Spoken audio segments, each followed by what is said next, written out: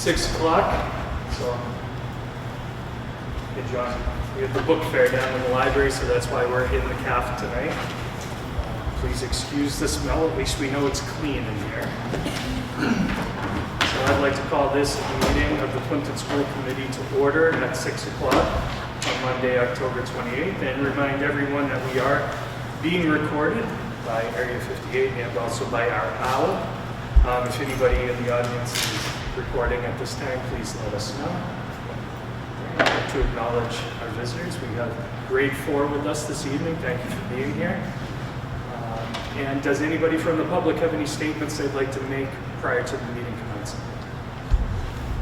So I'd just like to extend again, if anything comes up during the course of the meeting that you feel like you have some comment or something worthy to add or any questions, please feel free, and I will address you as it's fit.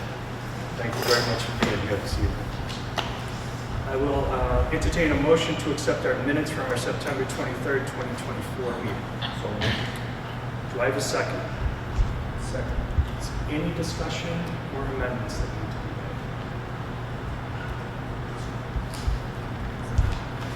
made? Seeing none, all those in favor? Aye. Excellent. On to our school resource officer, MOU, and possible vote.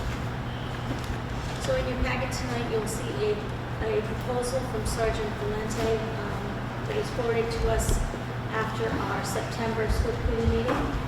So it is in your packet tonight for your review. It appears to be very much the standard Department of Education template for school resource officers. And so my recommendation would be for the school committee to support this agreement. We are looking for a possible vote tonight and approval for the chair to sign on behalf of the committee. Questions about the MOU? Entertain a motion to accept the MOU as drafted, allowing the superintendent and or myself to sign on behalf of the district. Do I have a second? Second. Do we have any further discussion on that?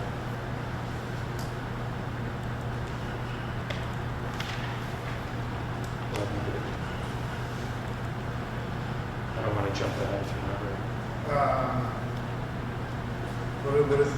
I haven't honestly reviewed the implications of it. Okay.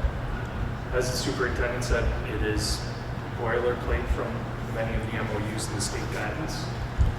I didn't catch anything that set off alarms for myself.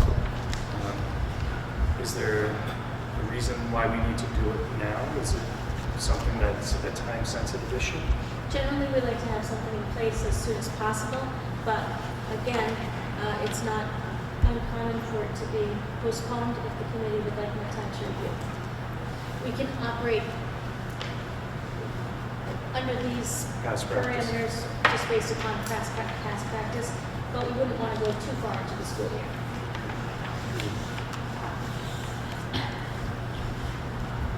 Would you like to abstain from it, or would you like us to hold? No, I'm good. Okay, excellent. All right, then I'll call the vote. All those in favor of the MOU? All right, it is unanimous. Thank you. On school committee correspondence, I have received none. Excellent. On to new business. Town meeting items. Again, we're keeping this on the agenda as we are beginning to talk about budget for next year already, looking at potential restoration priorities from the committee. I just want to acknowledge the fact that we don't currently have a special on the books prior to our normal spring town meetings. Anybody else have anything for town meeting items or budget restoration priorities? Well, I have unpaid bills from the prior fiscal year that I will be submitting to the town for the special town meeting in spring. Okay, I excellent. informed the town manager of this Great. several months ago. Great, thank you, sir. Unfinished business, onto the playground. Peter, are we still waiting on that much better bid, or have we completed the repairs? Project is complete. Project is complete. Excellent. So again, we're going to maintain some sort of watch on a rotating basis, have someone come and inspect and make sure we're doing repairs Person that did the repair recommended annually. annually. Excellent. Kate, best practice annual review? Yeah. Okay. And does it make sense to do that at the beginning of the summer? Probably, yes. Okay, so that could be a budget item that we have to consider as well as the annual expense of the playground review.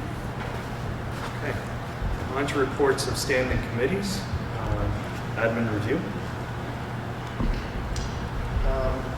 Yeah, so we did have a meeting, or two since we last met. Results of that were discussed at the Union 31 Silver Lake meeting.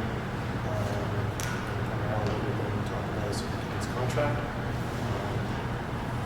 Union 31 is coming up, but anyway, I guess I can speak to that while we're here. So we did meet 2 weeks ago, so and discussions were had, and it was voted by Union 31 and Silver Lake to enter into negotiations with the superintendent. And I think that was really there was a reorganization of Union 31. That was the second meeting. Excellent, thank you. Policy and negotiations kind of go in tandem because we were reaching out to our collective bargaining units about some updates to federal law in regards to how that will affect our policy.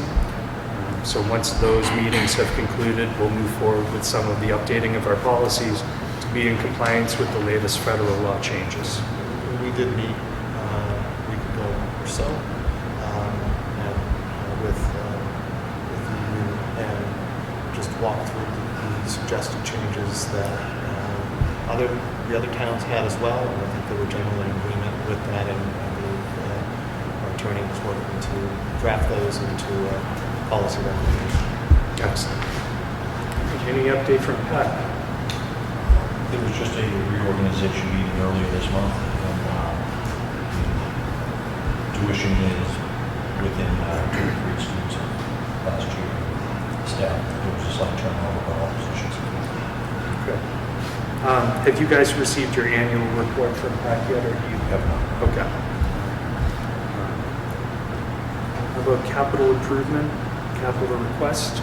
Any major building situations, the physical plants to acknowledge this evening? Not at this time. Legislative agent, again with the impending elections, I'm going to try and stay out of this right now. All right, so no legislative agent update. Single signature warrants. There were no single signature warrants because we now coincide with the actual warrant schedule. So what came around earlier tonight was warrant 6 vouchers totaling $104,316.87. Thank you.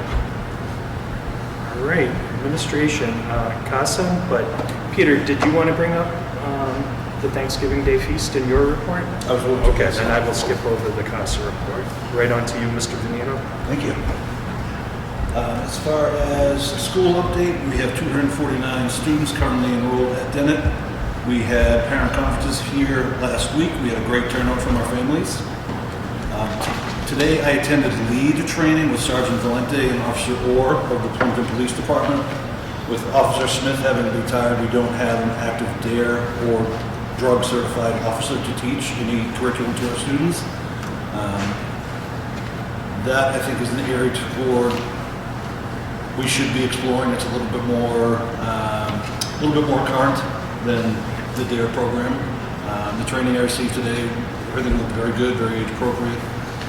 Probably something we want to get behind. Right now, I think you mentioned already, Jason, the reason that we're in the cafeteria is we have the book fair going on in the library right now. That continues until this Friday.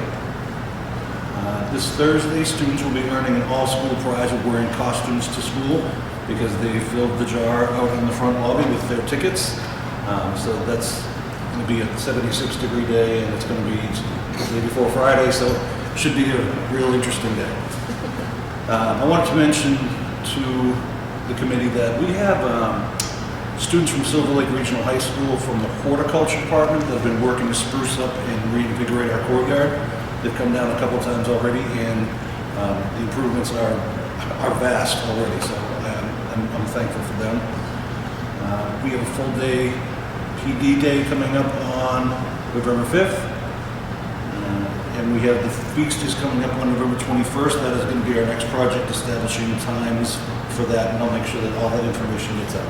But that is Thursday, November 21st. Any questions or comments for Peter? With the horticulture students who are here, I recognize that last year they also came and they worked on the flagpole out front that's dedicated to the Dennett family. Yes. If there's any chance they can just do a once over on that while they're up here, they did great work on it last year and it was appreciated by the community. I'll mention it, But absolutely. again, extend our thanks to those students, and it's great for the younger students who are here to see some of the opportunities they may have when they get up to the high school as well. Absolutely. Jason, we had one flyer, there was a request from the Girl Scouts to send something out. I'll accept a motion to allow the Girl Scout flyer to go home. So moved. Do I have a second? Second. Okay, any discussion? All those in favor?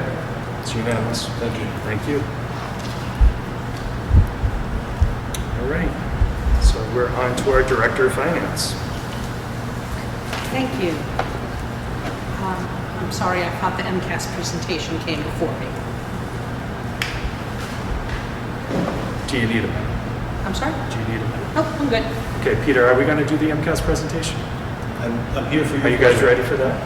I don't want to go out of order. It was next, but I thought we had a pause. I was planning on going first. Okay, I apologize, Sarah. That was my bad. It's okay. I long Mr. to feed my Benito. clicker. Dr. Clifford, Dr. Prune, whoever else is involved in tonight's presentation, the floor is yours. All right, so we have a number of slides we're going to go through. I will be happy to stop and speak to any of them. Thanks to Dr. Clifford for assisting in this process as well.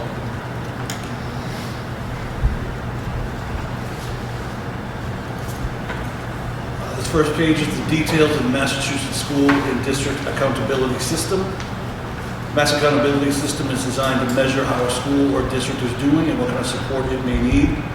Accountability System considers achievement, student growth, high school completion, progress towards English proficiency, chronic absenteeism, advanced coursework completion.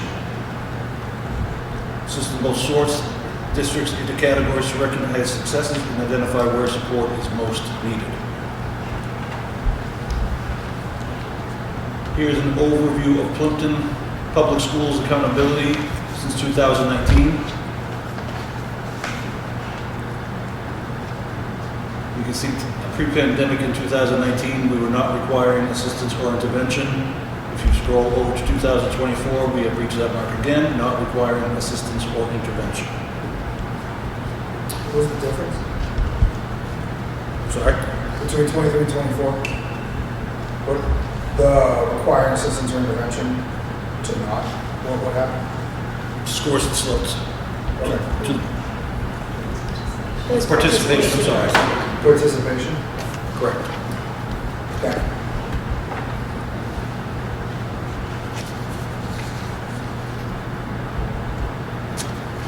If you look at the DES accountability percentile between 1 and 99 is reported for most schools. This number is an indication of the school's overall performance relative to other schools that serve similar grades. It's calculated using multiple years of data for all accountability indicators.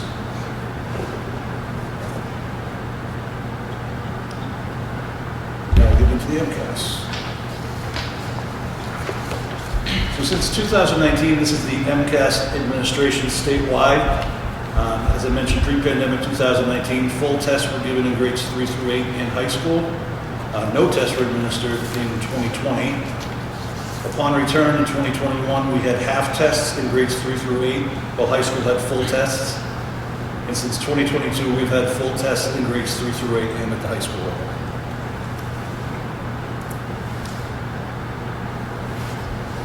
Statewide summary notes, English language arts results show lower achievement in all grades from 2023. The math results show improved achievement in third grade amongst relatively flat results in most grades. Science results show improved achievement in grades 5 and 10 with lower achievement in grade 8. Here's a closer look at how we did with ELA. This chart shows statewide English language arts MCAS results. As you can see, grade 3, 42% of students are meeting or exceeding proficiency. We're down 2 points from last year, down 14, going all the way back to 2019. Again, that's statewide.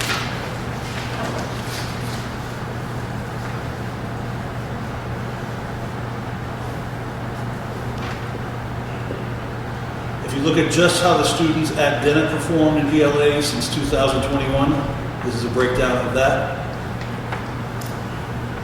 Students meeting or exceeding expectations on ELA. Of all of our students that took the ELA test, 54% of them were meeting or exceeding. We have not had a ton of movement in that area.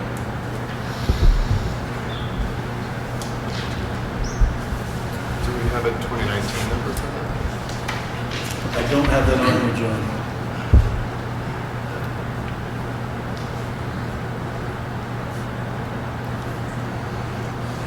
I think the next few slides, we just went from 2021 on. If you could stop on that slide, though, I do want to acknowledge the fact that that meet or exceeds for this particular year, even though we're still at the 54%, is dramatically higher than the state average Correct. for grade 3 meet or exceeds. So it's nice to see our kids outperforming the average of the state. Absolutely. If we take a look at individual grade levels, here is grade 3 over time. So in 2024, 72% of students were meeting or exceeding expectations.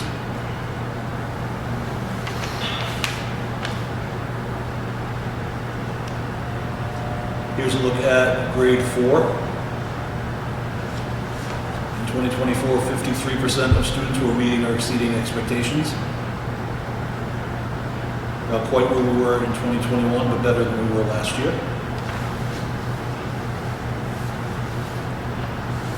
And then when you start to get into grade 4, we can look at growth distribution.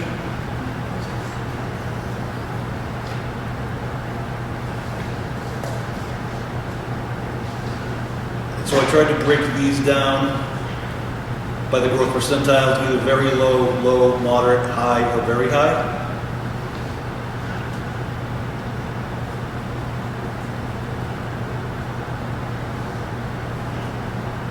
And this year, 59% of our students are showing moderate to very high growth.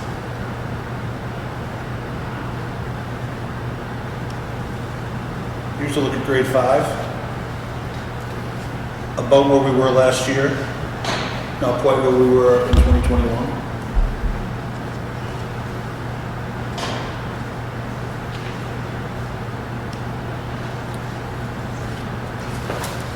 Can I ask you a question on that? Grade 5 one is a pretty steady decline from 2021 to now. What are we attributing that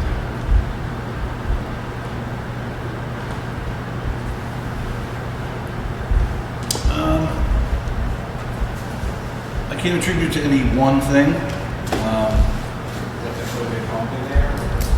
Say that again, please. Is that some sort of a leftover COVID factor of missing education? I, Genuine ignorance aspect, that's all. it's an outlier, let's put it that way. It's not, obviously not a trend that we are looking for, but that's just where we're at right now.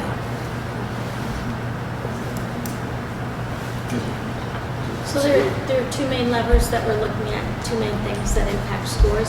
One is instructional practices and two is alignment. So one of the things that we're looking into is how closely each of our grade levels is aligned with the state standards. and not just topically, but whether or not our students are being asked the same types of questions or the multi-level questions that are being asked. So around the same time, just before COVID, the state, if you recall, was introducing MCAS 2.0. And then we went into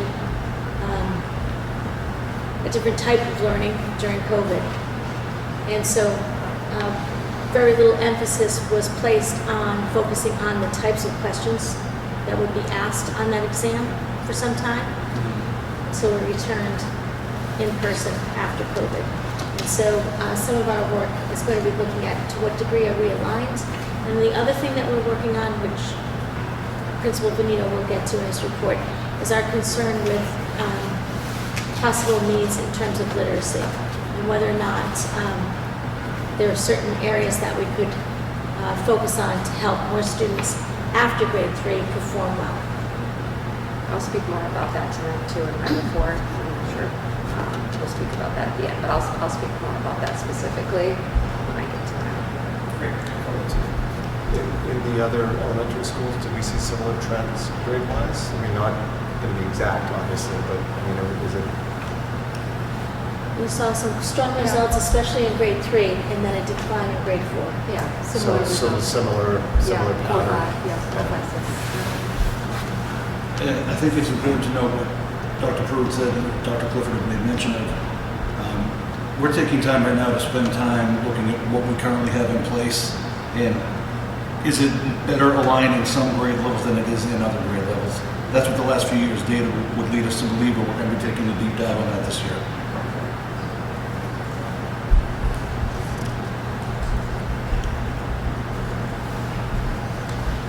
So here you see the growth distribution for ELA in grade 5.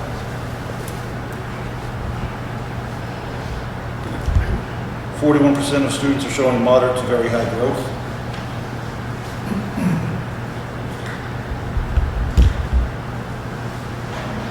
Jump over to ELA for grade 6.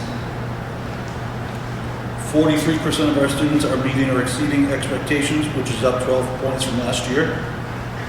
Again, not quite where we were in 2021.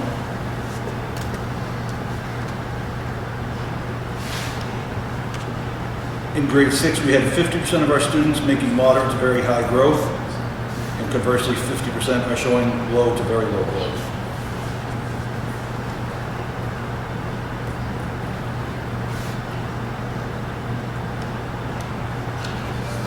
Some factors that we're looking at. MCAS ELA standard analysis to identify curriculum strengths and areas for growth in each grade level. We're going to continue Wharton Gillingham training for grades K-2 teachers for consistent phonics instruction to improve reading fluency, learn to read for incoming grade 3 students so that they're prepared to read to learn. With the addition of responsive teaching resources and strategies, suggestions for differentiation, that's coming from the Stern Center. And continue to differentiate instruction based on the individual needs of each student. That was mostly in the area of reading.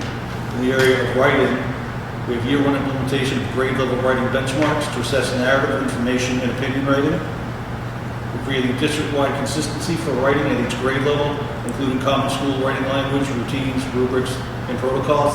That's going to be the focus of some of our November 5 PD Day. We have MCAS writing analysis to identify areas of strength and areas for growth in idea development and writing conventions. We'll touch on that again on November 5th. And grade level writing benchmark meetings to analyze student benchmark writing for idea development and conventions.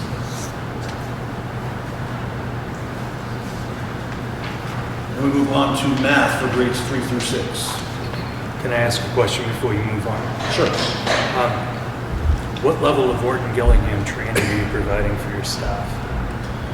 Ours? So first and foremost, starting November 5th, we're going to have a whole day of professional development with the Stern Center around structured literacy and science and reading. So that will be the first for the sort of full day with this group. We're also going to be providing, our hope is, classroom Wharton Gillingham for classroom teachers that they could take at the end of June, or another section starting in the fall. And I'll speak a little bit more about a needs assessment that the Hill for Literacy, which is a consulting group, is going to do with us to kind of help sort of look at all of these things, but our hope is to really kick it off with structured literacy and science of reading on November 5th, and then go from there on for Classroom OG to classroom teachers at the end of June of next year. And then also for special needs teachers, hopefully, I'm going to be working with Dr. Panarisi on making sure that we can provide some award and associates training for special needs teachers. So it's a multi-layered kind of planning now for that to happen. Excellent. Thank you for that clarification. Anybody else have any questions on ELA before we move on to that? Mr. McGee, Thank you. As I said, we're continuing on with math for grades 3 through 6. The statewide math MCAS results for 2024. As we stated before, very stagnant results, very little movement from last year. Overall, statewide, we're still down from pre-pandemic 2019. I jump back on that one, John.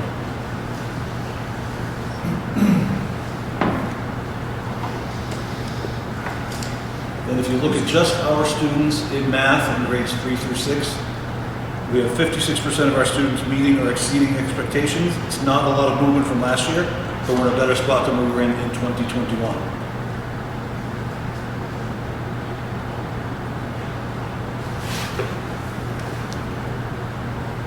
Looking at grade 3 specifically, last year 66% of our students were meeting or exceeding expectations. And that is far better than we were in 2021 and on a very successful path.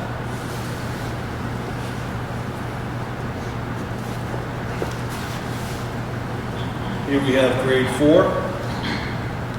58% of our students are meeting or exceeding expectations. That's up 18 percentage points from last year.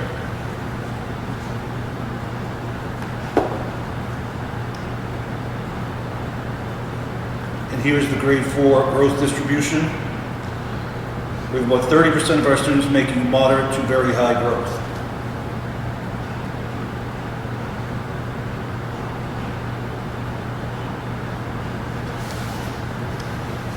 Move on to grade 5 math.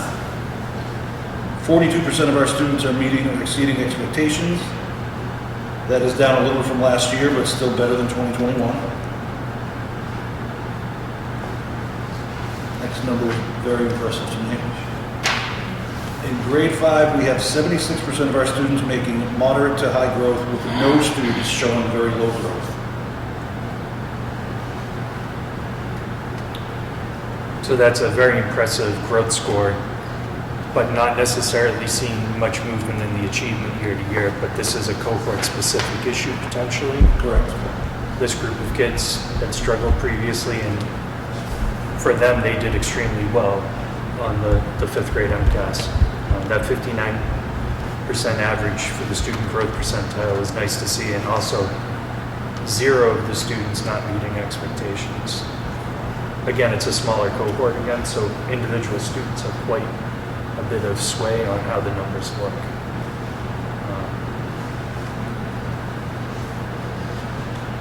Thank you, Peter. Moving on to grade 6. 58% of students were meeting or exceeding expectations, which is right where we were in 2021. There was some real fluctuation between 2022 and 2023.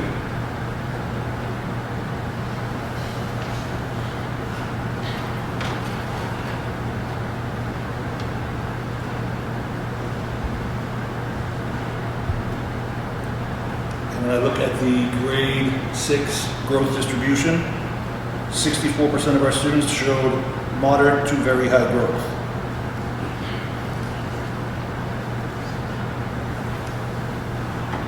And when we look at math, kindergarten through grade 6, our tier 1 instruction is Envision, kindergarten through grade 5, and we have big ideas in grade 6. I believe Mr. DeSantis is planning a math curriculum review cycle. That would be a K through 12 math program review to assess the math curriculum needs moving forward. I think we were very honest with ourselves when we took a look at what are we using for digital classroom supports. We're going to be surveying teachers to identify our software program funding, to identify programs to continue and programs to change. We're also using STAR math assessment in grades 1 through 6. We continue to implement data meetings to analyze math data and student needs. As always, we look at the MCAS data analysis to analyze math standards performance at each grade level. to determine grade level strengths and areas to supplement.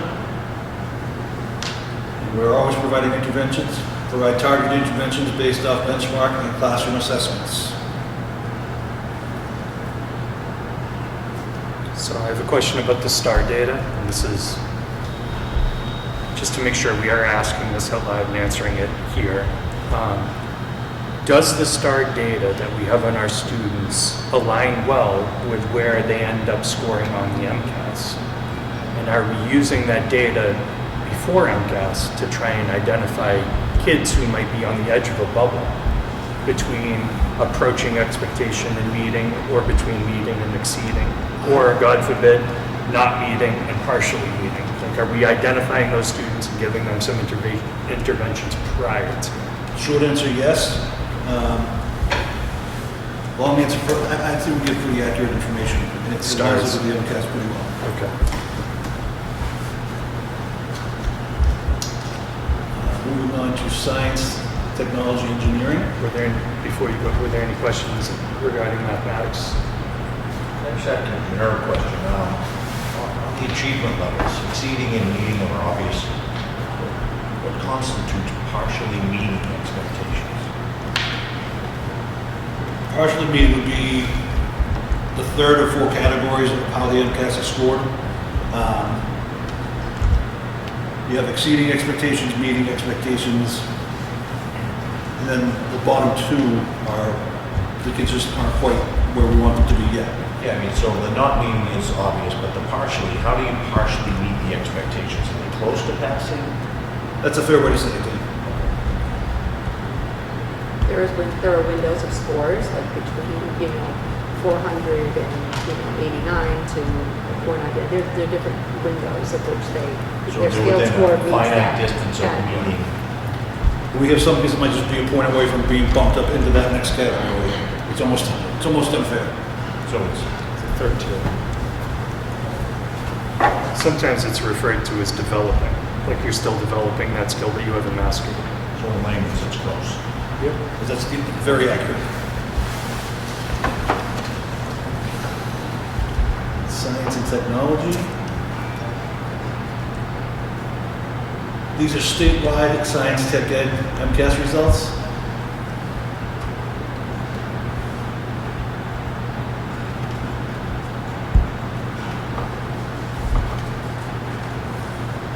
Grade 5 was up 3 points from last year with 45% of students meeting or exceeding expectations. Keep in mind, that's statewide.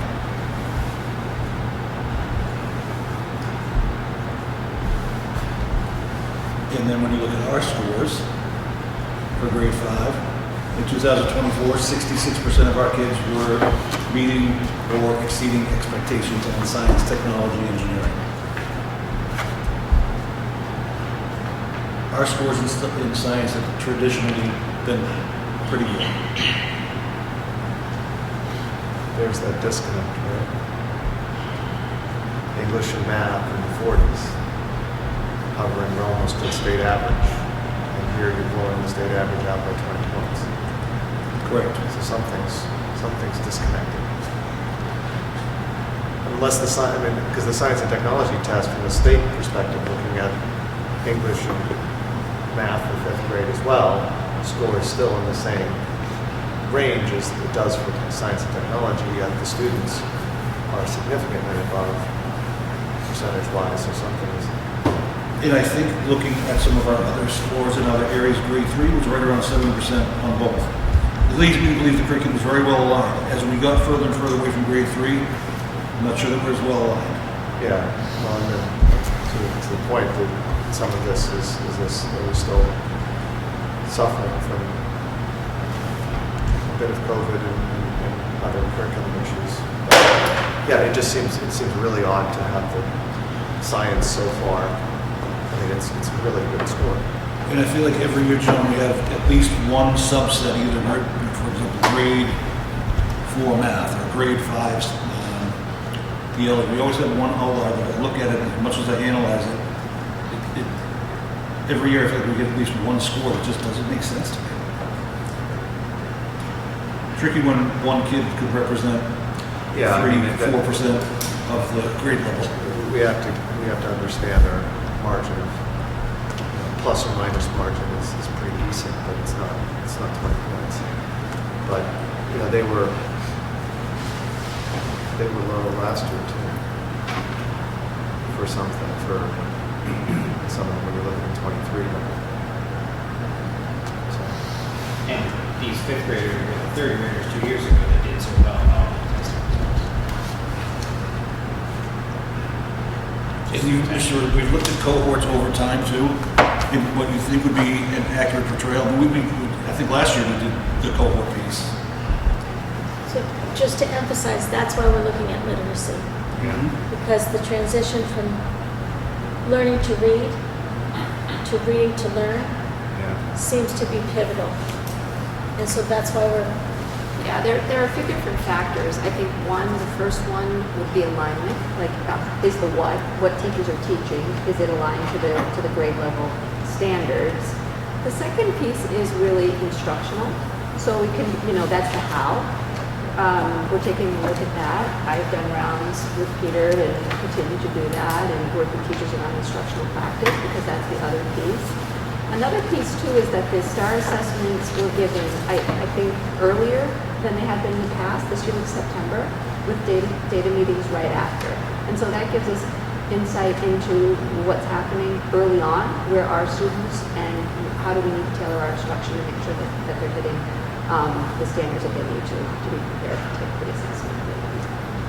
Are we looking at, so I go back to third grade, because third grade seems to be exceptional. What are we doing right in third grade? I mean, the exceeding expectations going back to 21 is 2x, 3x, 4x of the state.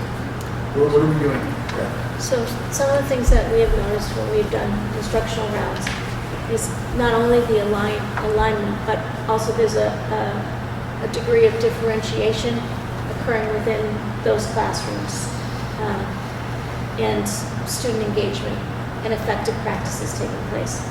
So those are the types of things that when we did our instructional rounds last year, we would emphasize with our principals to share with staff and encourage staff members to share those kinds of effective practices. But we think that's part of the story, and they certainly should be celebrated for their achievement, and also showing us that the students are capable.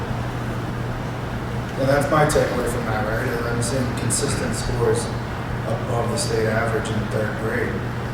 That's pretty significant, 72%.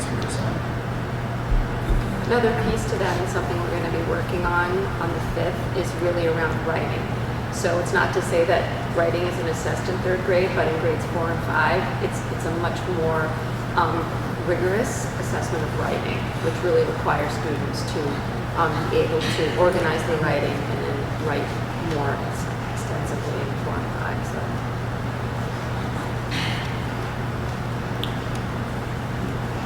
So some things we're looking at in the world of science, continue to implement mystery science program to grades K through 5 to ensure grade level standards are being taught. We continue to implement open sci-ed curriculum in grade 6. Teachers will receive professional learning on additional units to teach in year 3 of the program. We're working on consistency across grade levels. Teachers will collaborate to use the district scope and sequence to teach, assess, and analyze student learning. And another thing that's happening on November 5th during our PD Day, teachers from grades 3 through 6 with the new MCAS STE performance-based MCAS starting in the spring of 2025. We're going to work with our science coordinator, Scott Farrell, for a portion of the day so that Scott can kind of roll out what this new performance-based is going to look like. It's a monster. I have no doubt. The change to MCAS in science next year is going to be quite profound for grade 5 and grade 8. Some other things that are happening district-wide, we have research for better teaching training for district teachers, principals, and coordinators. As mentioned, we have some Orton Gillingham training for reading fluency. We're continuing working on a multi-tiered system of supports. We're using the EduClimber platform to assist in MTSS and data analysis. We have professional development that focuses on student performance data.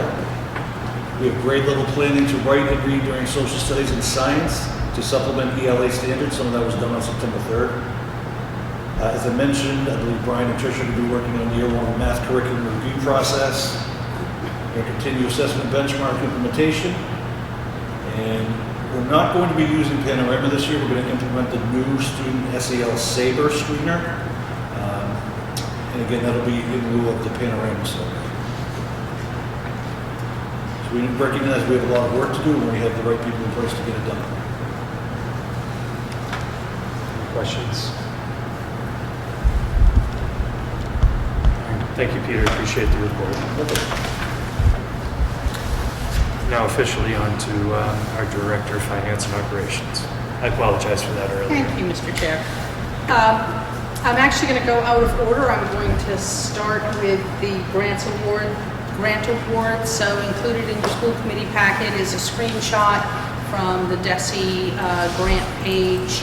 And I wanted to point out that on this screenshot, they have what we call the 262 grant, which is the early childhood grant. That actually doesn't belong on this page. We had DESE fix it. So that money has been allocated to Silver Lake because early childhood monies go to the preschool, which is a Silver Lake program now. So, but they fixed it in the grant allocations, but not on the website yet. So, Plympton has been awarded $69,878 in the IDEA grant, which we call the 240 grant, $23,651 in the Title I grant, $4,107 in the Title II grant, and $10,000 in the Title IV grant. So the total grant award, federal entitlement grant award is $107,636 thus far this year. Well, I will entertain a motion to accept the federal grants of $107,636. Do I have a second? Second. Any discussion? Seeing none? Oh, How does this stack up against what we budgeted? I'm sorry? How does this stack up against what we budgeted? So when the grant applications are filled out, the person writing the grant has to allocate the money towards separate, different things. So if you recall, the bulk of the 240 grant was used to offset tuitions in the FY25 budget. And then the Title I, 2, and 4 grant, the 2 and 4 grant are essentially professional development grants for Dr. Clifford. I feel like that didn't answer your question. So if we got 107,000, we assumed in our budget how much of that? In other words, are we about where we expected? We expected $60,743 in the 240 grant, and we've received $69,878. So there is some extra money in the 240 grant. We actually didn't consider the Title I, 2, and 4 grant when we budgeted. So a little bit of good news for a change. Well, keep in mind that these federal grants, the intention is for them to supplement, not supplant. Okay. So these are to be used for things over and above the budget.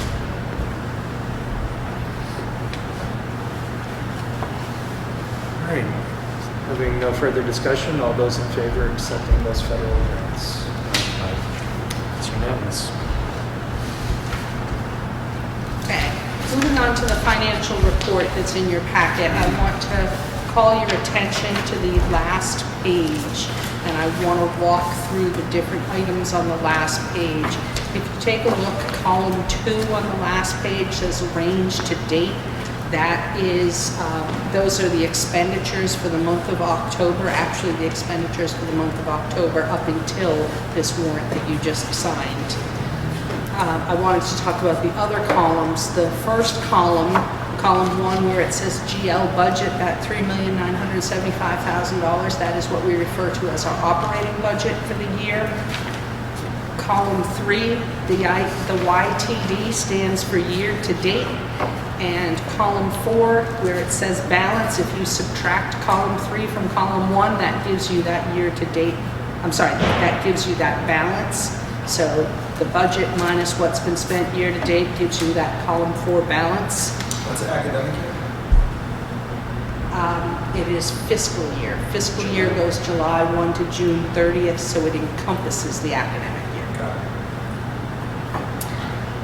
it. Column 5, where it's labeled encumbrance, column 5 has where we're committed to pay in the future. For example, we have projected utilities that the accounts payable clerk has put into the system, our financial software system. So if you take a look, the balance in column 4 minus the encumbrances in column 5 give you your budget balance in column 6. Column 7 is just a percentage of what was budgeted is still available, that column 7 percentage, and the column 6 budget balance can be a little misleading because we have obligations that aren't entered into the computer system. So we have commitment to pay things in the future, for example, the bus contract, course reimbursements, salaries, out-of-district special education costs.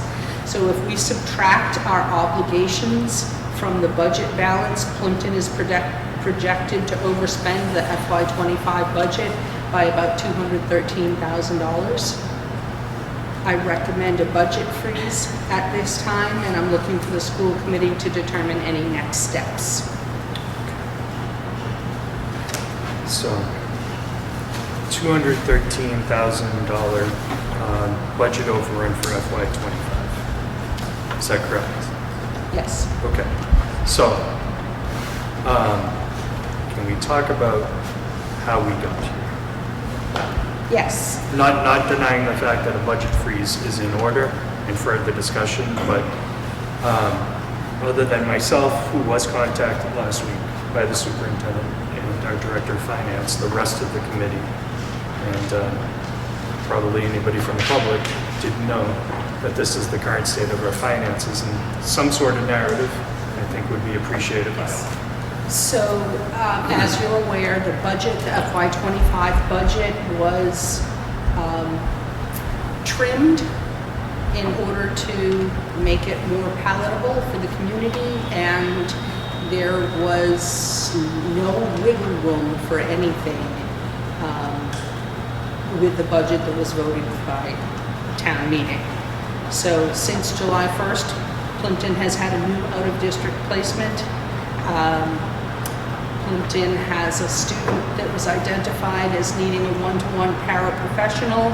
The substitute line, back when we were doing budget cuts last spring, the substitute line was cut, and there are a number of long-term absences. So we have long-term subs in for a number of teachers, and then an expected absence in the spring, and then we're required to provide an ELL teacher for the students that are non-native English speakers.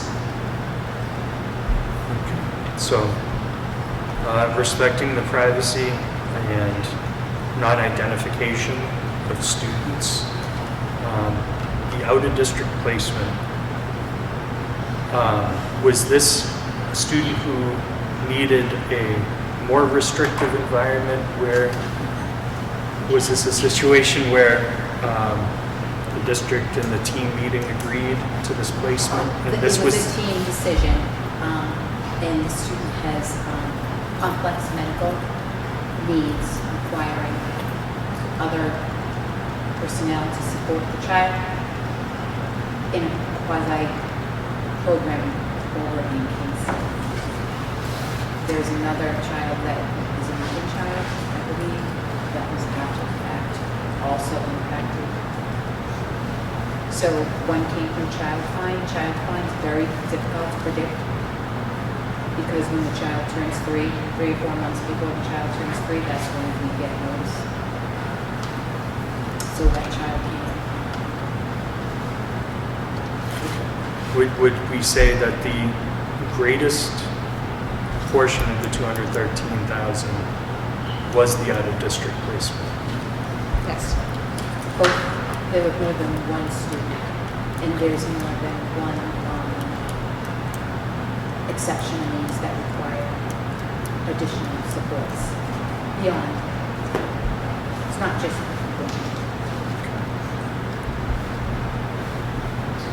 All right, so I understand the long-term subs, not necessarily knowing that we would have 2 or 3 people in need of long-term subs and we cut the sub line down.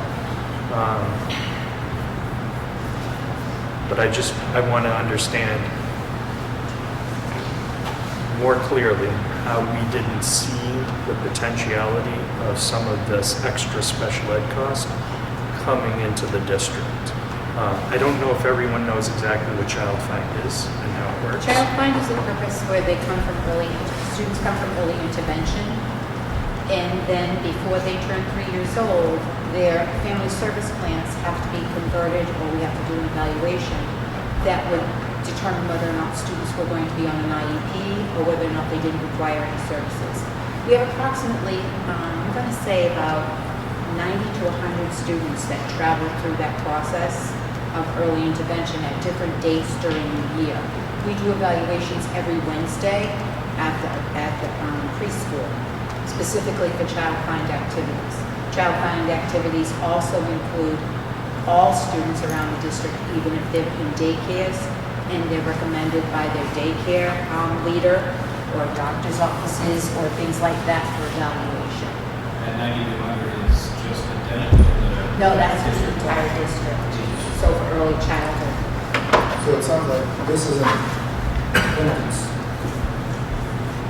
but because we went to the K regional, this is our share.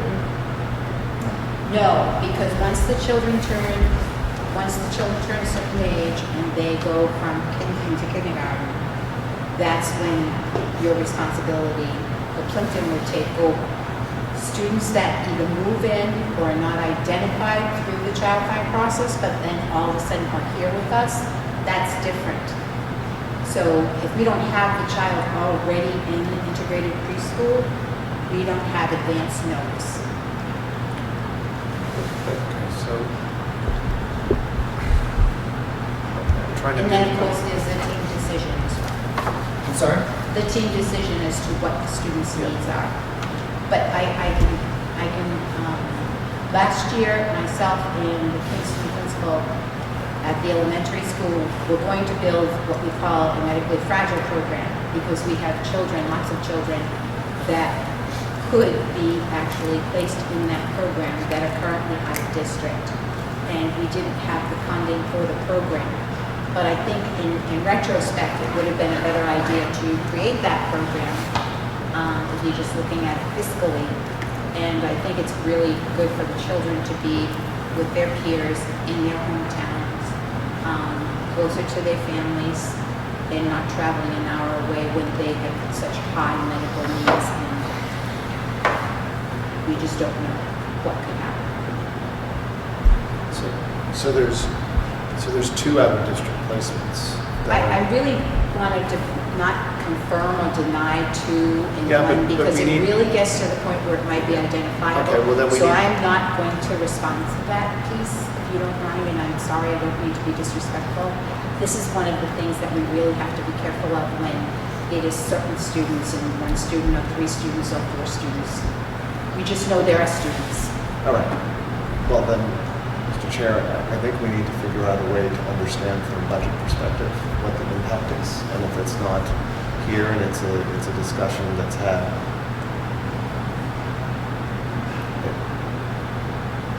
So for instance, if the new placements, and I understand that I've been doing this a long time, I understand that, but if the new placements, particularly for those that are requiring sort of extra care and extra placement, it's a big difference whether that's someone that moved into the district in grade 5 or is coming online in kindergarten from a budget perspective, because that expense is likely not going to It's not going to be a one-year expense, it's going to be a multi-year expense.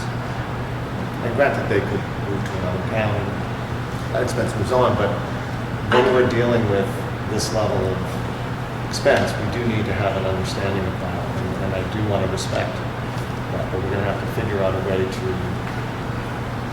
get that information so we can adequately discuss with the town, so that the town can make a decision about how they want to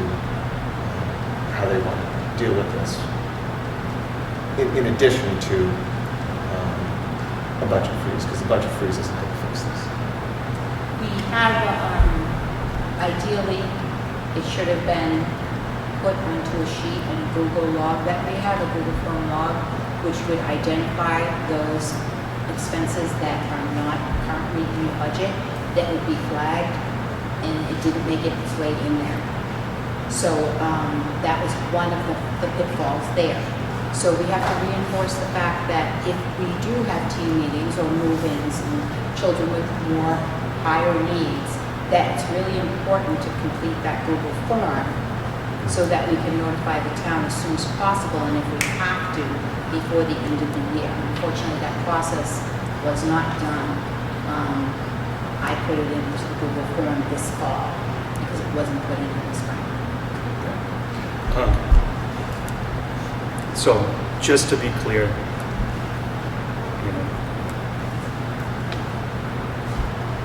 a child in need of substantial services. There are several children in need of substantial services, and either through move-in or through child find Right. or through the process. and this is nothing against the children who need these services, and my heart breaks for the children who need such extensive services, and I'm glad that we do have the proper placements to give these kids what they need. So no one is upset with that portion of the conversation. This is the third year in a row we've had budget overruns, so I think that we're extremely sensitive to that. This is 5% more to our budget after we've already gone to the town voters and asked them to support a certain level. And I understand the thinness of the budget last year, and I do appreciate the fact of finding out about this in October. This is substantially earlier than we found out about other things, so it gives us more time to really come up with creative ways to address it. But I don't know how we're going to address it. As John alluded to, a budget freeze probably won't take care of a significant portion of this. So now that we kind of understand where we are, unless there's some more questions about how we got here. Last month's meeting, we were in the black, and the budget was balanced. Correct. So I'm just curious as to, did all of these dollars fall in the previous 30 days, or? They're usually encumbered. So what happens is, like, even though we don't pay them out all at once, when the bookkeeping rolls around for the tuitions and the transportations and all the other services, wasn't known. we encumber them. They actually haven't been paid out. Sure, I understand. Yeah. And then what, so X number of students, right? Whether it's 1, 5, 50, every Yeah. student, every child deserves their fair shot no matter what, whether they need special services or not.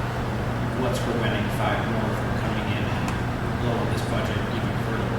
Well, now we have another option that comes, we're hoping, in the spring, where we have extraordinary relief, where if we look at the costs for our students that are either out of district, and even students that go to Kingston are considered out of district if their home district is Plympton. Those students, right, and the funds that support their placements, whether it be 1 student, 5 students, we have an opportunity to regain and recoup some of those funds. Any student that's homeless is on circuit breaker, we're entitled to 100% reimbursement as well. So when we look at situations for every child and children moving in and out of the district, the state does have a little bit of a safety net if they offer that same service in March. And usually by the end of March, we know whether or not that particular program, Extraordinary Relief, is going to be available to us, but most likely it will be, so there'll be an opportunity for that as well. I need to follow up on that, if it's all right. So extraordinary relief doesn't come out until the spring. Right. So us counting on extraordinary relief being there, like in black and white numbers, is not something that we can rest our budget on at this point. I don't know of a year where we haven't had access to extraordinary relief, but again, I don't know exactly what percentage of that total bill we might get reimbursed. That's one well we will definitely approach in the timely manner when it comes. But between now and then, When do we typically find out about that? March. But isn't the application in March? The application. Yeah, And you- the you'll award, find out something. the award is in May. But we'll know if they're gonna end up. Right before time. To your point, a budget freeze sort of stops us where we are, right? Potentially needs it so we don't go any further past that point, right? You attempt to squeeze water out of the stone. I mean, the budget is very tight. It has helped us in the last couple of years, but we've been doing this now for a couple of years. Yeah. So, we backed off some things with the budget that we put in for this year. Places where we were able to save a little bit. But what it means is not that we don't spend. If we need something, then we get it. But it's a process whereby it does what it comes to the superintendent's. Yes, it's not how we do. Peter asks for it, and then it comes to the superintendent's office for additional approval in order to then make the expenditure. So, we're not spending, but we try to make sure that we're very cautious about what we spend on, and therefore that might provide some offset. Sarah? Just to be clear for everybody, Principal Benito and I met and we took the budgeted amounts, the year-to-date, the expenditures as of, what day was it? The October 17th. And then we went through every line that wasn't a salary line or a special ed line. We went through line by line and said, what is this? What's paid out of this line? How much of this line do we need to keep? And how much of it would be available in the budget freeze process? So, for example, we know you're still going to be buying paper towel, toilet paper, hand soap, custodial supplies. So that custodial supply line, we didn't say there were going to be any savings in that, but there was money in an AV line for projector bulbs, and that's a line where Principal Benito said maybe, we can push off replacement of bulbs for a year. So what did you guys come up with for the amount of savings a freeze might be able to help us with by the end of the fiscal year? So with the freeze, it's the $213,000 deficit. So we still need to find $213,000 more with the freeze. So what was it before the freeze? What did you recoup in possible savings? What would that number have been if you didn't deduct things like the projector bulbs out? If I didn't deduct that, I'm sorry, my spreadsheet isn't set up that way. Do you have a ballpark figure, like where you started to where you landed? What's the delta on the things you said at the moment? That has to be a separate column, right? If you landed at 213, where did you start? Let me explain how my columns work on here. So I have the budgeted items in one column. I have the amount that has been spent to date. My next column is the encumbrance or obligation.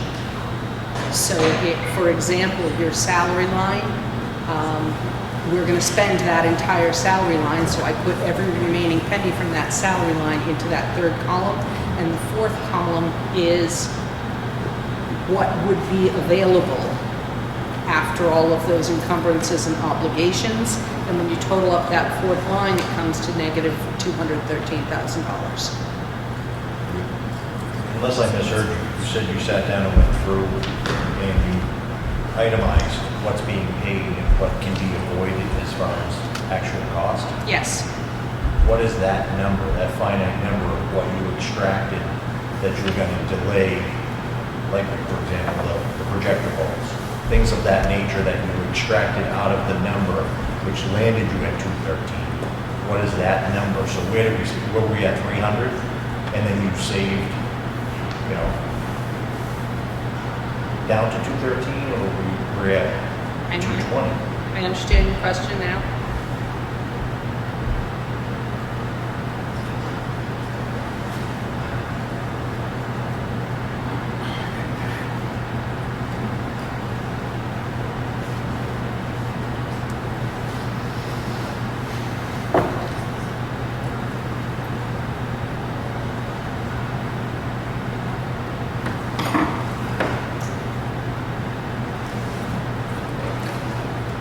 Well, sorry, as calculating this, I would also say this might be a situation where those extra dollars we're seeing from the federal grants does supplement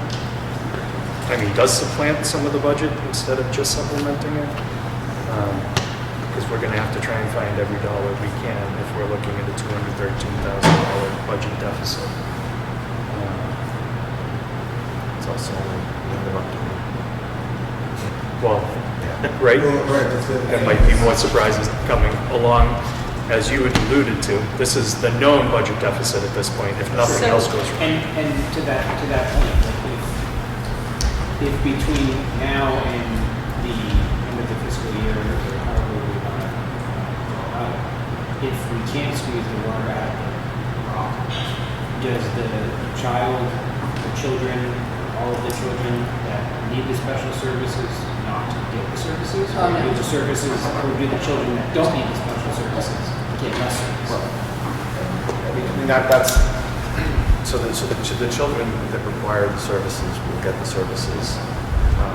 And then it's up to us to work with the town to figure out how we continue to provide all the services to all of the children that we need, which is what our goal is. The challenge is simply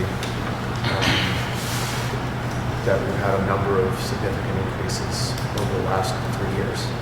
And we used up a lot of the extra funds under our levy limit this past year. Not just for the schools, but for other items too. So, that will be we did actually, in order to pay some of the expenses from last year that were overages, that actually came out of the reserve fund. Now, that's what a reserve fund is for. But we will have to work with the town to figure out how we want to do that. I mean, this is, the school is the largest percentage of the budget by far. And the town has always been very good at getting us what we need. It's our job to be as fiscally responsible as we can. But sometimes, and we had a nice run where we didn't have any of these surprises. And in fact, we had decreasing expenses. That's clearly, at least that's not the season we're in right now. Do we have a reserve fund for just the school, or is it town-wide? We have both. We have a special education reserve fund, which we have funded in better years. And so we have that to access for this, which is probably a place we will head to first. Yep, well, But we also have an overall town reserve fund as well. so I want to understand if we found the number that the freeze brought us down from. Sarah, did you get that? So the lines that we went through saved us an additional $50,151. So it brought us down from 263,000 approximately. Okay, because I think It was 25% of I think that's important to acknowledge that the freeze brought us down to 213, but still where we go from 213 So to balance to zero. now you mentioned the special ed stabilization fund. That's Is it correct. appropriate to talk about? Yeah, so that? now? Currently, the town is holding for us $50,000, 617.63, but $50,000 in rough numbers in our special ed reserve fund.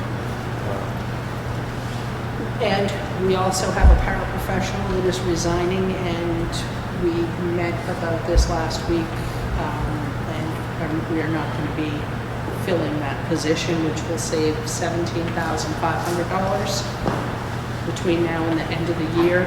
That $17,500 and the approximately $50,617 brings the target that we're looking for down to $144,513.85. Just want to make sure for clarification, people know that is a special education. I understand that. Just doing some quick math here. Okay, so we still need to fill a $145,000 hole. Factoring in losing our reserve. That is In the utilizing cost of that. 100% of our special ed reserve fund. So, Yeah, the reason for not filling that para position is because it's no longer a need, or we're looking to just do without because we're trying to tighten the belt. Principal Benito and I met, and the plan is to transfer a paraprofessional, a regular ed paraprofessional into that position. So there exist paraprofessionals Okay. that are not special ed paraprofessionals in this building. Yeah. And okay, so I'm going to ask the next question. So that doesn't leave a gap in the regular building. So It's gonna be I guess the okay. I'm all about saving money, but I want us to be really thoughtful as we are doing that we're not creating other problems, medium or long term. And if, like, when we talk about that, I want to make sure we're abundantly clear with the committee and with the public about what we're doing, why we're doing it, and whether it's a short-term fix or a medium-term fix or a long-term fix. Because there's certain places where it may be better for us to continue to spend the money and find the money someplace else to ensure that we keep certain students in the building, rather than create an issue where we end up with an out-of-district placement because we don't have enough people. Like, I'm really, really adamant about that, because even if something comes up 3 months from now and a student needs a one-on-one para to keep them here, that's always going to be cheaper than them not being here, and also better for the student, which is really the goal of everything we're doing here. And even with all these numbers that we're throwing around, we have to make sure that we can give all of our students what they need while balancing the fiscal issues. After losing a full-time aide last year, John, it's going to be, if we had to take this step, that would be very difficult to manage. Okay, so it's a step we could take, but it's in the column of not ideal. Correct. Okay. Let's keep doing that as we go through this, because my guess is this is not going to be our first and last conversation, given that we haven't even had Halloween yet. So, obviously, we're going to have communication with the town manager and the finance committee at some point. Do we have any other solutions that we can bring to the table when we go meet with the finance committee and town managers? We start to see what kind of resources the town has. Again, acknowledging the fact currently there's no special town meeting scheduled for Plympton until the springtime. I'm not saying that this might not precipitate us at needing one, but I don't know exactly where the town's going to come down on this. So, I can only assume if the para not being replaced is the first thing you're mentioning, and that would be impactful to your school in a way you don't even want to really consider, that $145,000 more in savings coming from the school would be devastating. Good work. Yeah, I just want to make sure that with any of the numbers we go to with, that we can adequately and appropriately express what it means. You know, I mean, if the number is the number is really 213 or 2, whatever the number is, we almost need it tiered, right? So that this is what we like. Okay, if we don't buy projector bulbs, you know, the world hopefully won't end. You know, hopefully we're not walking around from projector to projector switching bulbs so we can use it, but that is much preferable to not having the right support in the building. So, but you may have to get to that level if the money isn't there. So I just want to make sure that we have it tiered out as to what the different tiers are, what the different costs are, because that we want to present. I think it's our duty to present that to the management of the town and eventually to the town meeting, so that they can make the decision about what they want to do, because it's not just our school, it's their school too, it's all of our school. Exactly. And I really want to make sure that we can explain it to the FinCom, that we can explain it to the town administrator, that we can explain it to the selectmen of what the choices are, so that we all make educated choices and decisions.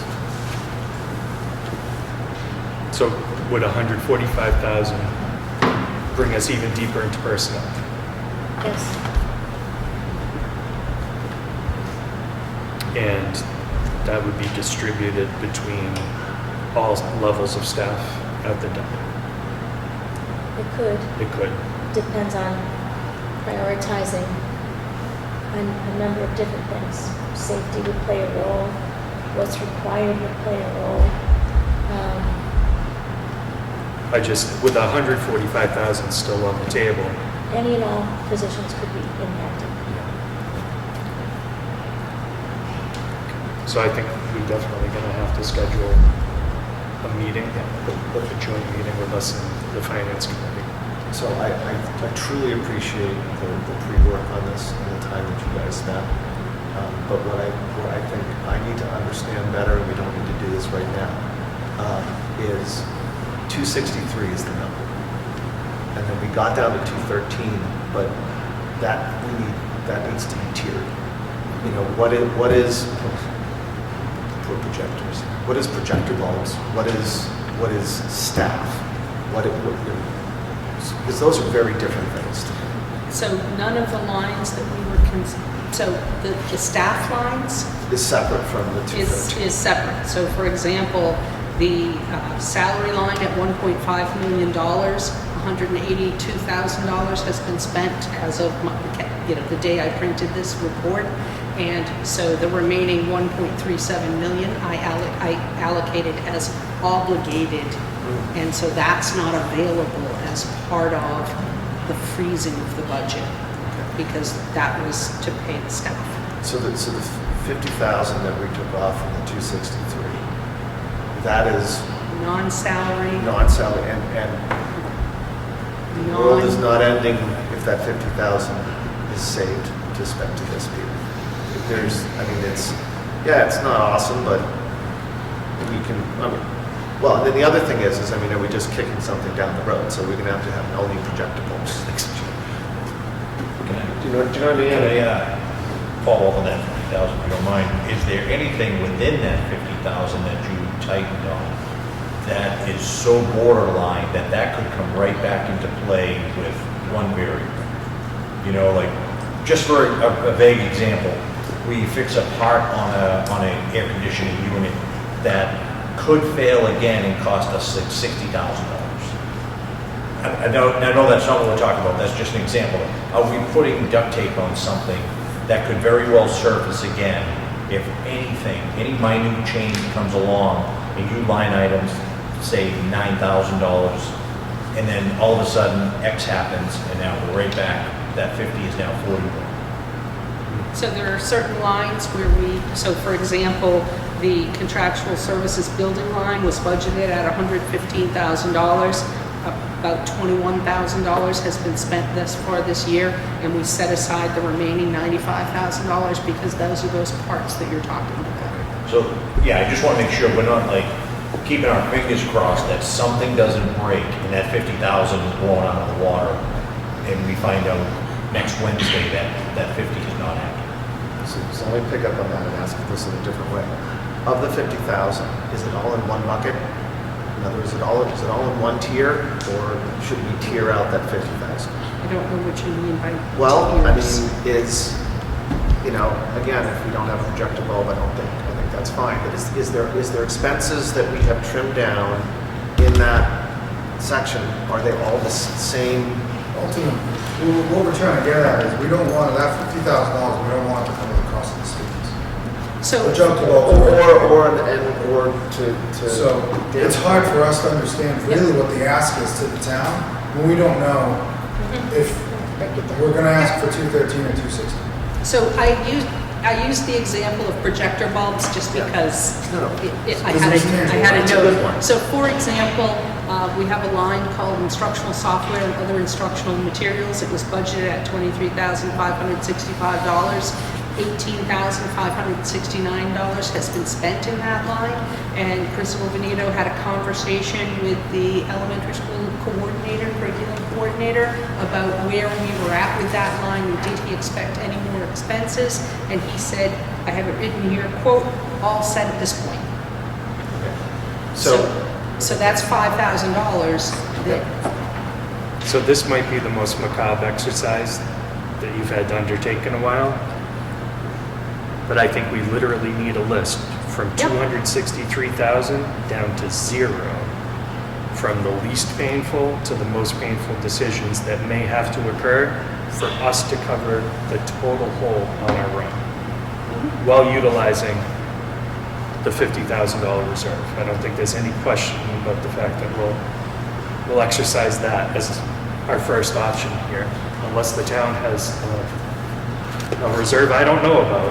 I think this is the most logical place for us to go first. This was the whole reason why this fund was established and funded in the first place, was to address an issue just like the one that you brought to us this evening. So I would put that very close to the top of the least painful ways to deal with this, considering how much we already trimmed from last year's budget. Yeah. We nickeled and dimed the budget last year. Okay. Using software, we cut a handful of software projects out last year. So that's the other question that kind of is the continuation of this, is how do we avoid this vicious cycle of continuing to tighten our dental belts?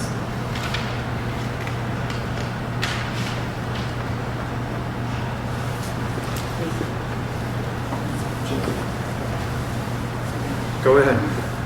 One of the things that is really unfair is that when a child has an out-of-district placement and they move into our district, if it's a collaborative placement, the district's expected to pay. If it's an out-of-district private salary, no private tuition, the former district pays until the next fiscal period. But you can have children move into your district with vision concerns, that need really high-level medical services and things like that, that can cost as much, if not more, than an out-of-district placement. But if it's on their IEP, that's our responsibility. So on one hand, for the out-of-district placements that go to private schools, there's like a little buffer and a safeguard there that the former district pays. But if it's a collaborative, we pay. And if a child comes in with heavy-duty services, vision and things like that, we still pay. So it's the unpredictability that we have, and the fact that we have a very lean budget with no wiggle room, that we're constantly adjusting. That's part of why I'm pushing on the numbers, because I don't want to go to the town and say we need 140,000, we need 180 or 200. Like, we have to be honest about what it's going to cost us. And I know we have one of our other items on here, we talk about, what are we need to look at adding back, which we probably can't do tonight, but we have to still look at that. I mean, you know, not only do we have to get to the end of the fiscal year with the money we need in order to get through this year, we have to get through next year. And we have to budget that appropriately to make sure that we get what we need for all of our students. And that's the challenge. And unfortunately, with the way that special ed is set up in the state, this stuff moves around in these huge swings. And we were really lucky for 8 years. Probably more, 8 years that I was truly paying attention to, that we haven't, because I was on the committee, that we didn't have any of these issues. Other towns in the district have had significant issues with this. And we just have to deal with it. But it doesn't change the fact that we have, that it operates in the bigger budget. But we have to look at all of the things and make sure that we're asking for the right amount of funds so that we're not cutting services in the building. So I think it's prudent for us to think of where do we go from here. So I think administratively, making that list from 263 down to 0 of where it would come from if it was exclusively on the back of the school district.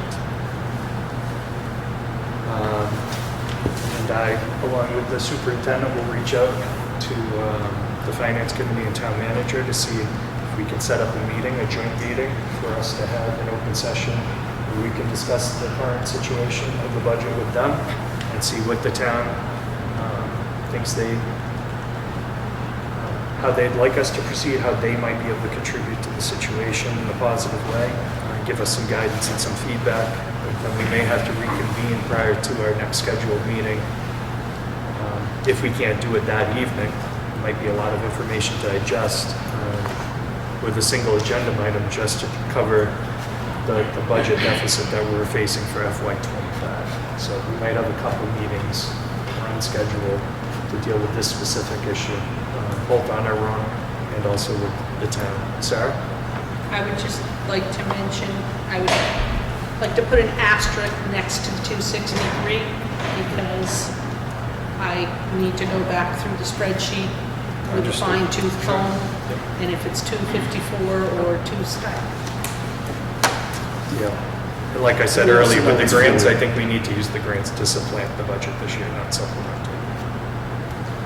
The excess. I don't think Where possible. that's acceptable to the federal government who gives us the grants. I would hate for them to claw the money back. And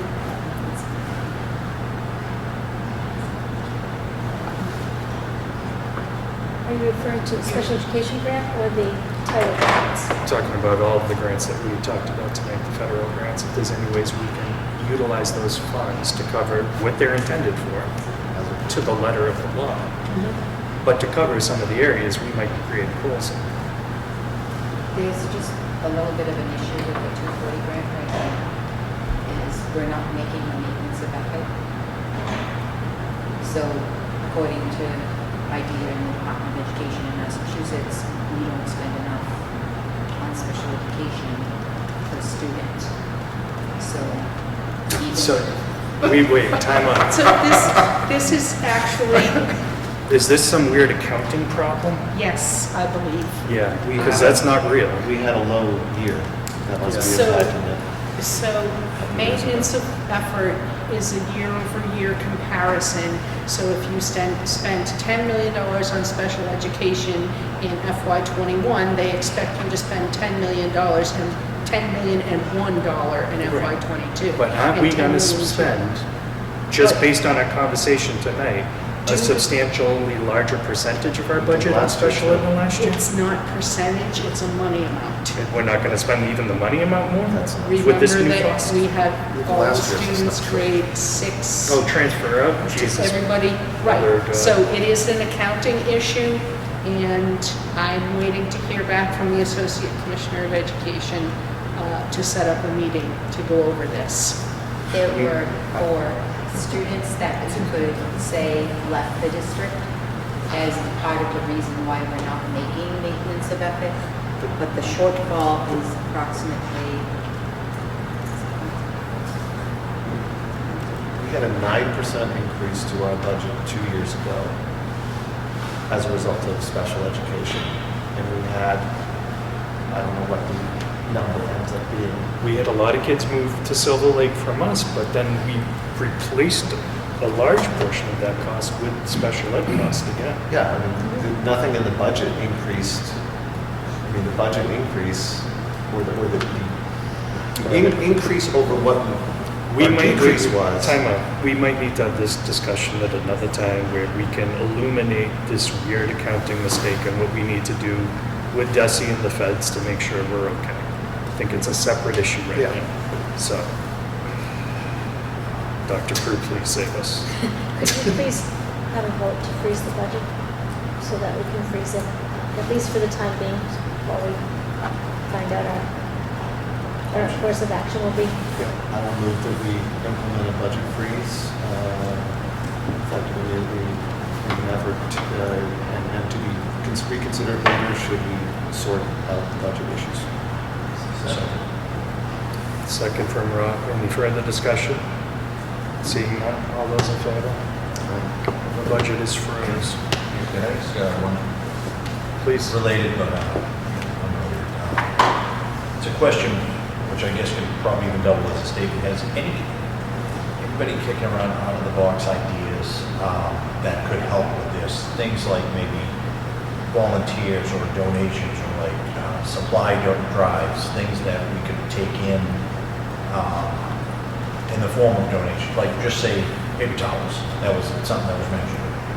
Not that we're focusing on paper towels here, but if we did some sort of a drive to the school and got volunteers or got donations, you know, it might only amount to a handful of thousands of dollars worth of expense, but at this point, going to the town for another $144,000 on top of it seems like just last week asking for it, and the week before, the week before.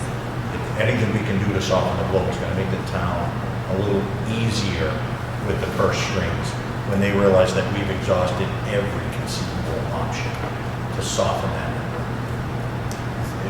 Any thought of that? I'm going to channel my father. Say Years no. ago when, yeah, I'm going to say no. There was a discussion of having a bake sale at the school in order to help with this type of thing. And he said, that's absolutely, we're not running education based on a bake sale. So I appreciate the effort and the suggestion, but I am not in favor of that at all. I think that this is what we owe our kids, both in the building and those that are not able to be in the building. They would wish to be here. And I think we'll be able to work with the town in order to deal with this. I think the town does recognize that this school and all of the folks that work here do a tremendous amount and do it very efficiently from a monetary standpoint. It still hurts to pay, but I think the town's also really proud of the school, and I think we need to give them the opportunity to hear what we have to say and to come up with creative solutions within our budgets to do it. So it's just funny because I remember him doing this when I was a teenager and having a complete fit about it. But I wasn't talking about things. same concept. I'm going to move us along, gentlemen. On to Dr. Clifford's report. I think so, we have one more. Oh, sorry, you have one more? I have one more, sorry. Oh, I'm sorry. It's a dense finance night. Yes, it is. So I have a brief presentation for you that I have called Preparing for the FY26 Budget, some things to think about. This is a histogram of the FY22 in-district per pupil expenditure. So we're only talking about the costs for educating students literally in district. The reason why it's an FY22 in-district per pupil expenditure, is an after-the-fact calculation. So when a school business manager submits the end-of-year report report is then audited. The audit letters have to be in by March, and then there's the stragglers around the state who submit their end-of-year reports late, and the Department of Education then in the summer will produce the per pupil expenditure information. So right now, Department of Ed is still tracking down some FY23 end-of-year reports, so FY22 is the most recent information. And literally this is all of the in-district expenditures minus tuition and for out-of-district placements. So this is a histogram. If you were in my AP statistics class, I would say that it's tailed to the right.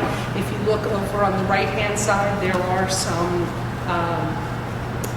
some districts. So this is a histogram of 398 local educational agencies in the state, and you'll notice that there's some over on the right that spend huge amounts on students, between 43,000 and 46,000 per student in their district.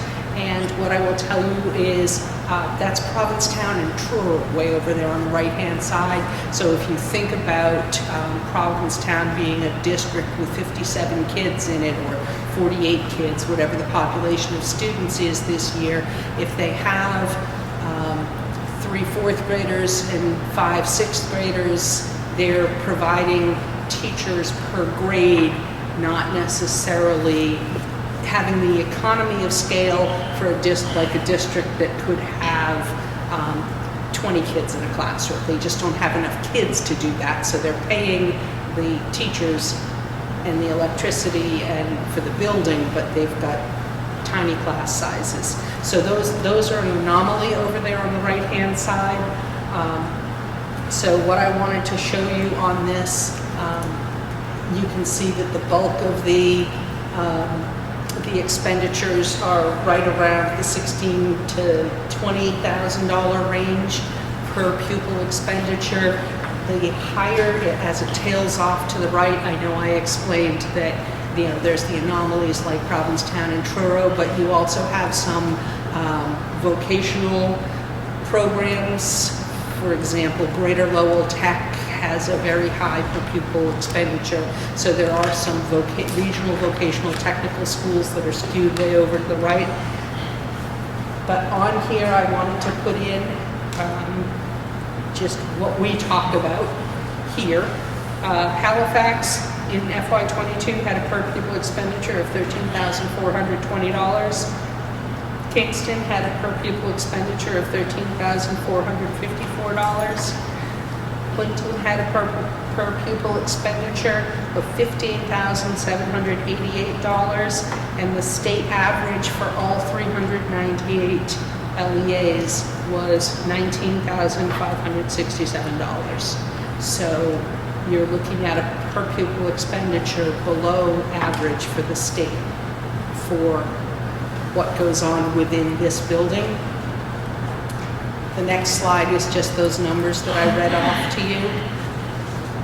I put together a 10-year comparison for you to look at. So that is the state in red with the per pupil expenditure, and right below that is Plympton in orange. So you can see that in 2019, Plympton was above state average in per pupil expenditure, but per pupil expenditure in 2020, 2021, and 2022 has dropped off. And again, 23 information is not available yet. And so I wanted you to be able to have this as you consider as we move forward with the budget. The last slide I have in here is a regional comparison. So these are all of the towns that touch Halifax, Kingston, and Plympton in our area. Again, the state average per pupil expenditure is $19,567. So everybody around us is below the state except for Plymouth. So I just wanted you to have this information as we move forward in the budget process this year. Any questions about this?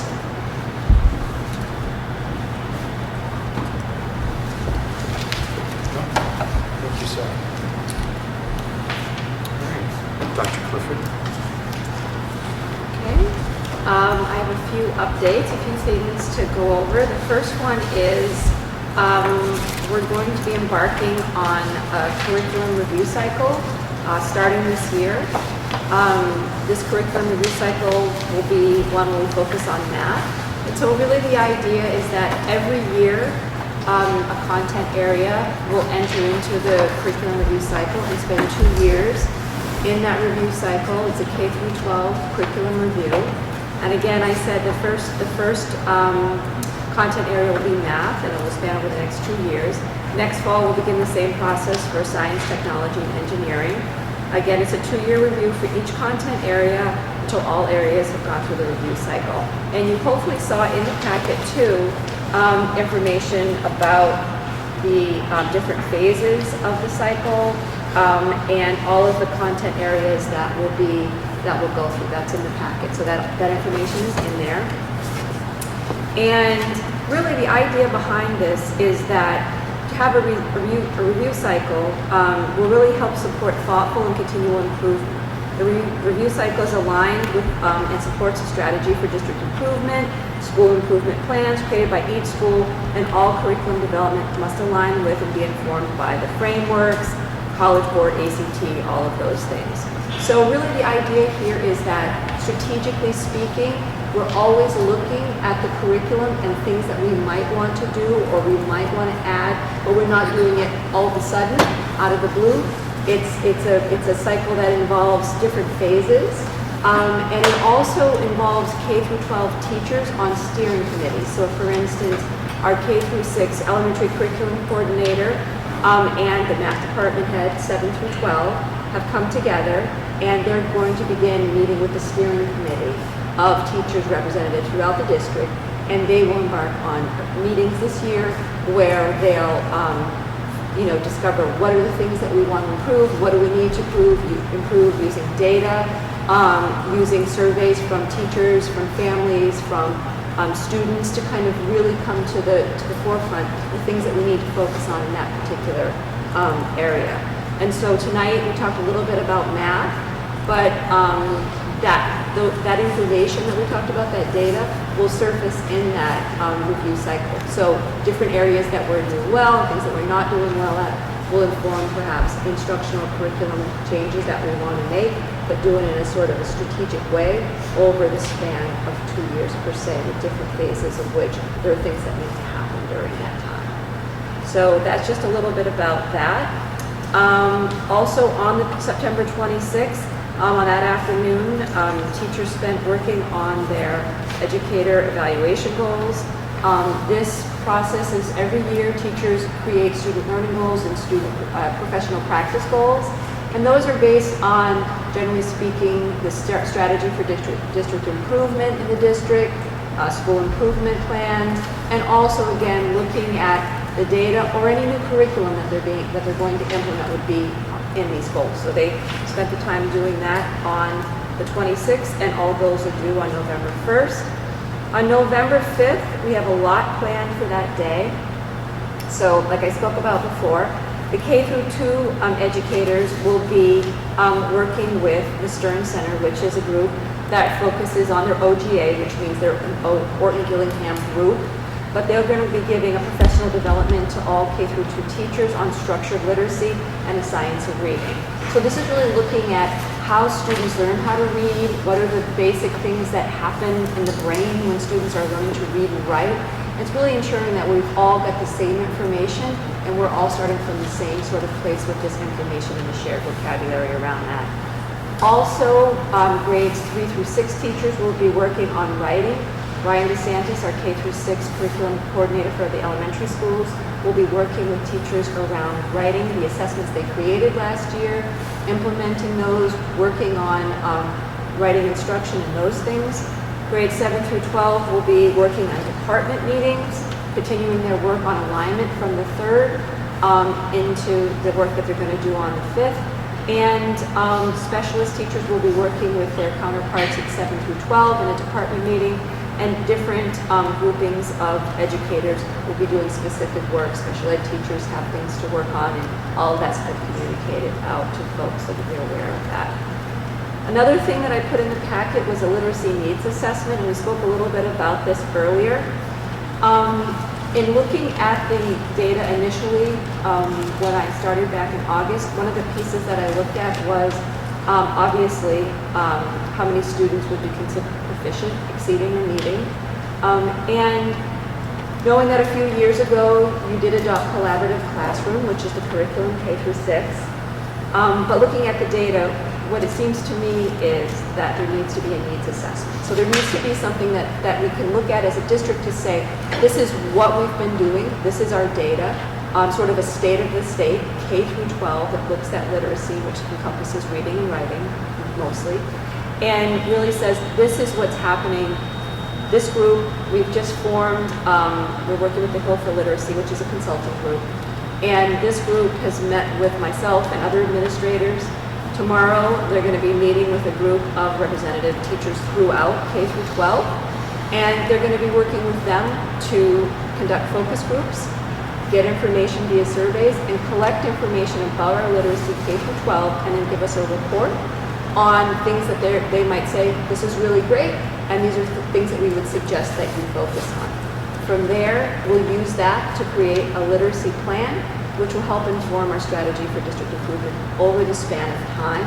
So again, it's strategic. We've got a plan over 3 to 5 years. What are the things we're going to do based on the data and other things that they collect? So that's a short story on that. And again, I spoke earlier about the data teams. Again, in September, we conducted what are called data sweeps. So that would be DIBELS and STAR assessments in reading and math in the elementary grades. Data meetings, which happen where we look at the data, analyze it, and then make plans for interventions, or make plans to align our curriculum, or change instructional practice, those kinds of things. That's been happening. And the last piece, which is now a little while away, but was back on October 8th, was the National Honor Society induction, which is always a great thing, and Jill and I were able to go. So those are quick updates. Questions for Dr. Clifford? Thank you for your report. All right. Okay, in All your yours. packet tonight, you'll find the homeschool enrollment charts, K through 6. Plympton is represented in the orange color. You'll notice it's holding steady at 5 students, same as last year, and down a little bit from its all-time high of 7 students in FY21. In terms of homeschool enrollment at the secondary level, that is down by 4 students from last year. The other chart in your packet is student enrollment, K through 6, and Plympton for October 1 enrollment was down by 2 students but from the previous year. The third and fourth items in your packet are the October 1 enrollment chart, which you notice is, includes our pre-K numbers and our our high school Silver Lake Special Education young adult program, and the totals are over to the far right. For Plympton, you see the K through 6 total enrollment of October 1st at 249. The middle school total, 7 through 8, 57 students, and the high school total at 102. These enrollment totals are then used to determine the assessment percentages and the shared cost percentages for FY26. Plympton's assessment percentages is down to 10.0% for assessment. The shared cost percentage, however, is also down for Plympton from last year. It's so tiny. I believe it's 12.8. The font is far too small at this time of night. Yes, agreed. I would like to ask, in light of tonight's discussion, if there's anything, we're going to be meeting with Peter this week to start the budget process, anything that you would like for us to include or to consider as we prepare our budget for FY26.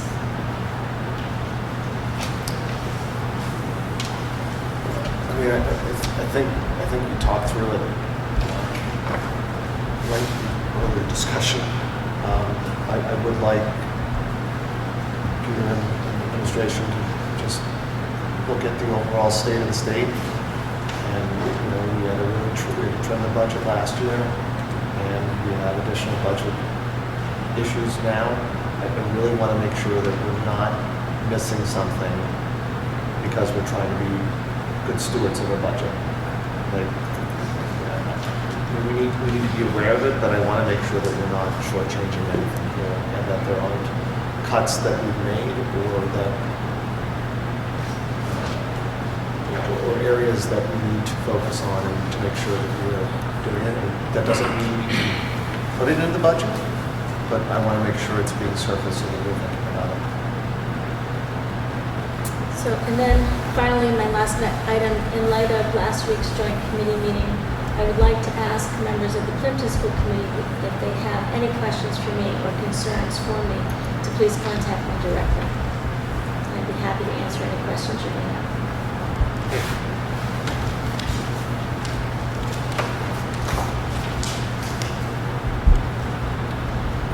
All set? All set? All set. Thank you, Dr. Burke. All right, so some dates to have in mind is next Tuesday, November 5th. There's no school for our students. November 11th, there's no school for our students because of Veterans Day. Just like to acknowledge the veterans on the committee, thank them for their service, and the spouse of a veteran. Thank you for your service as well. We have an early release coming up on November 27th. That's the day before Thanksgiving, but prior to that, November 21st, right here at the Dennett, we have a throwback to all things great about a small community and the Thanksgiving Day Feast, which is hosted by many of our CASA members and parents who helped make that day come true. And thanks to Megan Aaronholtz, our Director of Food Services, for continuing to help us make this something for the kids to carry with them. Our next regularly scheduled meeting is on December 9th. Please keep your eyes out for some emails coming in about potential additional meetings to discuss the budget situation that we spoke about earlier this evening. Before adjournment, does anybody else have anything they need to say? I just had one follow-up question. Time to fill in well, I think we could. On the district per pupil expenditure, in-district per pupil expenditure, is that number, in other words, is that number inclusive of anything that is spent within the school building? Yes. In the district? So, for instance, special ed in the building is Yes. included versus special ed. So it's anything that's an outplacement is excluded. Correct. So a district, a bigger district that insources more of their special ed, for instance, Yes. they would get credit per pupil expense within the building versus a smaller district, particularly rural, which is way out on the far end because they have to source out. Yep. So I understand exactly what you're saying, but I don't think Truro is the right example because Truro doesn't have any special in-district programs to keep kids in. But They have to send theirs per out. district. Because we're saying that Plympton is spending less than the state average. Yes. So they're considering that we have a significant part of our budget being spent. There has to be other reasons within the numbers as to why the average is high for the state. I think there's something else there. State aid is a big portion. I think the Student Opportunity Act coming online could speak to why the per pupil expenditure is risen as dramatically as it has over the past 4 fiscal years. And we don't receive proportionally as much of the Student Opportunity Act as many districts in the state. And you also have to remember at that point we had for the partners to drop down. We had very, very small enrollment. We were Right. down to We went from 99 students. And now we're way back up, so that's going to go. Right. The budget hasn't changed. Yeah. Okay, thank you. I will make a motion now to adjourn into executive session, not to return to regular. Under Chapter 30A, Section 21-2, to conduct strategy sessions in preparation for negotiation with non-union personnel, the superintendent not to return to open session and executive session pursuant to MGL Chapter 30A, Section 21A7, to comply with or act under any authority of a general or special law for the approval of our executive session minutes of September 23rd, 2024. So that is a roll call. John? Yes. Ann? Yes. Kate? Rod? And I am yes as well. Thank you everyone for your patience this evening. Appreciate you being here.